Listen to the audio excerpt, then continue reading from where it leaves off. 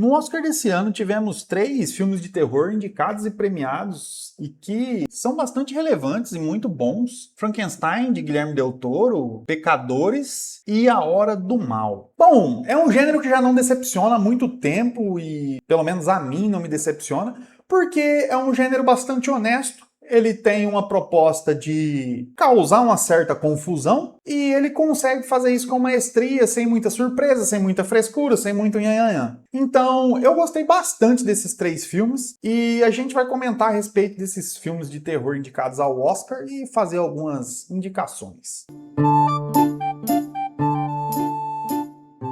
Salve pessoal, sejam todos bem-vindos à Taverna do Leitor, meu nome é José Augusto. No vídeo de hoje a gente vai comentar os 3 filmes de terror indicados ao Oscar desse ano. Bom, em primeiro lugar, eu vou deixar o Frankenstein de fora dessa lista, porque eu já fiz um vídeo especial só para falar dele, inclusive com indicação de leitura. Então, recomendo muito que você assista esse vídeo. Mas, de todo modo, Frankenstein é um filme até que decente, bem merecido a indicação dele pro Oscar. Não é do meu papel ou a minha especialidade falar a respeito de filmes, de Oscar e tal, o que merece, o que não merece, até porque meu gosto é bem variado. Mas, por eu ter gostado do filme, apesar das minhas críticas que eu fiz no vídeo anterior, é um filme decente, é um filme interessante, um filme muito bem gravado. Eu gostei pra caramba do filme.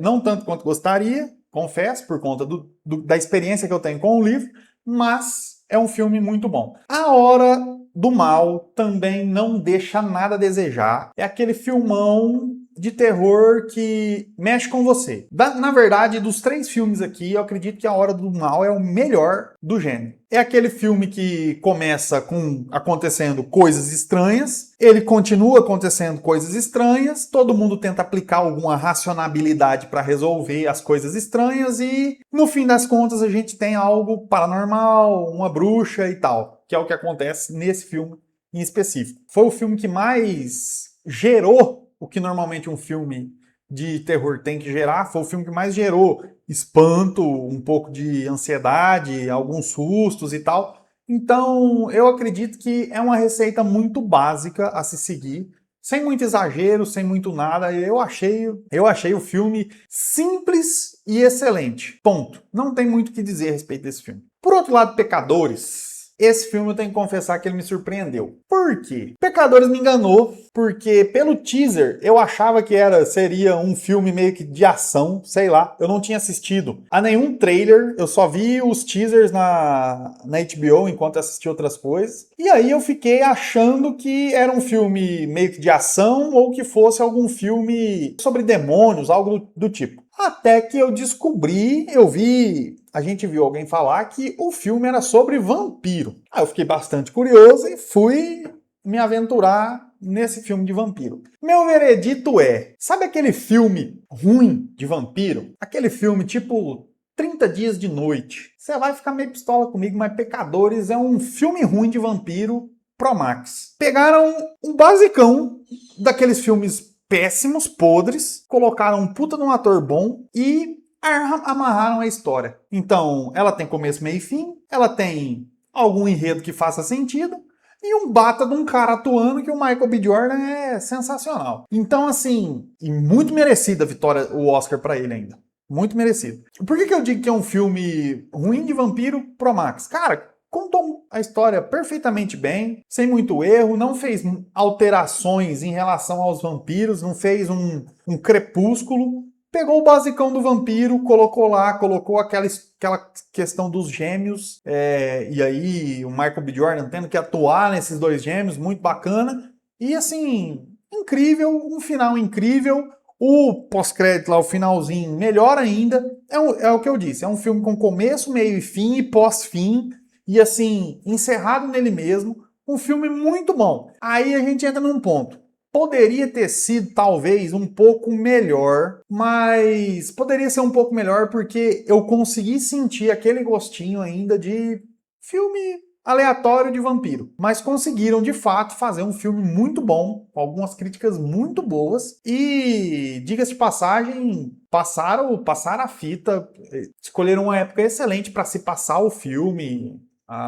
Fizeram um bom uso dos atores em relação à época em que viviam, a crítica social da época, ao estado em que viviam. foi sensacional. Tem toda uma questão histórica muito bem montada. O fator histórico dentro da obra está muito bem montado também. Então, sem tirar nem pôr, é um filme muito bom. E para você que gosta de filmes de terror, eu tenho algumas indicações, óbvio, não vou perder esse costume. Eu tenho algumas indicações de livros.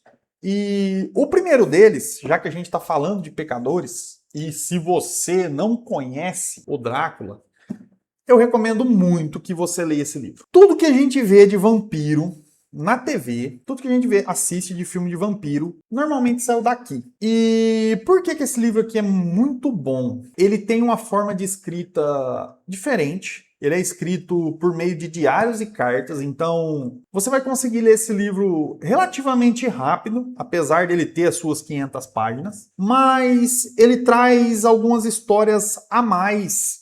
E é muito interessante porque o Drácula não é um livro sobre o Drácula. Ele é um livro sobre as personagens que enfrentam o Drácula. Então é muito interessante você ver todas as fraquezas, tudo que é colocado nos filmes a respeito do Drácula, de vampiros, tá aqui nesse livro. Você tem todas as superstições que giram em torno de vampiros, tá aqui nesse livro. E você consegue confrontar com os filmes de vampiro que você já gosta, com algum Crepúsculo da vida, que tem vampiro que em vez de morrer durante o dia, ele fica brilhando, mas enfim, não vamos falar disso para não ficar nervoso. É um livro muito bom, é um livro que tem personagens extremamente complexos, tem algumas personagens aqui que são loucas também, que deixam essa obra muito magnífica, deixam essa obra muito interessante. Então você tem perspectivas médicas, perspectivas científicas, perspectivas amorosas, você tem de tudo dentro desse livro, você tem muito heroísmo, você tem de tudo. Tem de tudo. É um livro muito bom, um livro muito virtuoso também, que o Bram Stoker não deixou de colocar essas virtudes aqui. E já para te avisar, talvez você vai começar a ler esse livro, se você começar a ler esse livro aqui, você achar que ele é muito afetuoso, que ele é muito cheio de mimimi, eu recomendo que você dê uma chance para o livro, porque esse mimimi é justamente para confrontar, para contrapor ao grande monstro que é o Drácula. Então, não romantizem o vilão na leitura desse livro e não fiquem putos com o fato das personagens aqui do livro serem amorosas, coisas que a gente não vê nos nossos filmes atuais. Bom, e aí, já para reforçar, só porque eu já falei dele aqui, o Frankenstein também é um excelente livro. Se quiser saber mais dele, eu estou falando muito dele no meu vídeo anterior, só sobre o Frankenstein, recomendo muito que você assista. Sobre terror também a gente tem um outro clássico, que é do Robert Louis Stevenson, O Médico e o Monstro. Esse livro fala da dualidade da mente. Ele é um livro curtinho, tranquilinho de ler, recomendo que vocês adquiram a edição da Companhia das Letras, tem algum material de apoio, alguma coisinha ali, mas é um livro muito interessante, você tem uma treta interna, para você que gosta de fragmentado e tal, aqui você tem um doutor extremamente bondoso que carrega um mal dentro de si, e ele tem essa treta o tempo todo. Então, recomendo muito a leitura e fora que o livro é muito misterioso. Então, como entretenimento, isso aqui vale ressaltar, os 5 livros que eu vou indicar aqui, como entretenimento, eles são excelentes. E eles trazem algo a mais. Então, diferente das produções atuais, que é o que eu canso de falar aqui, que normalmente tem um bom entretenimento com alguma crítica, alguma coisa. Aqui, normalmente, você vai ter um bom entretenimento e boas coisas para você pensar. E esse livrinho desse tamaninho aqui, cara, te bota para pensar um pouco. Outro livro, que já é um terror mais psicológico e também um pouco sobre a vaidade, eu acho que no nosso tempo é um livro bem interessante de se indicar, que é O Retrato de Dorian Gray. Acho que não vai nem aparecer o nome dele aí.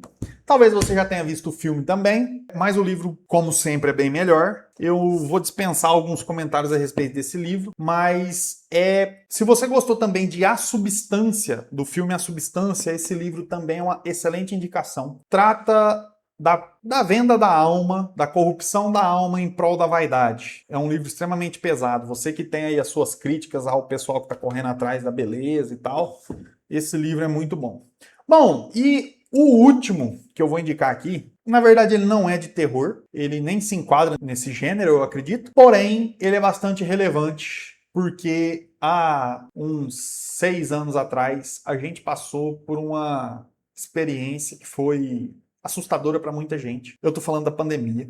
Muita gente perdeu familiares, muita gente perdeu amigos. E eu vou indicar para vocês um livro chamado Diário do Ano da Peste. Esse livro não é de terror, mas esse livro conta como foi enfrentar a peste bubônica em Londres. E foi uma catástrofe que dizimou, acho que até um terço da população da Europa, eu acho que foi nessa época aqui. Então, assim, é horrível.